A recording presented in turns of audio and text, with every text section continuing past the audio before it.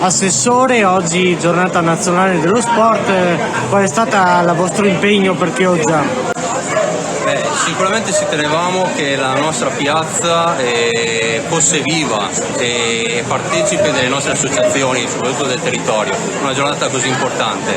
La partecipazione dei CONI certifica un po' il lavoro che assieme a loro abbiamo fatto e che è quello di dare l'opportunità alle nostre associazioni di fare promozione, perché è giusto che tutti i cittadini vengano a conoscenza, possano toccare con mano la ricchezza che rappresenta l'associazionismo sportivo nel nostro territorio.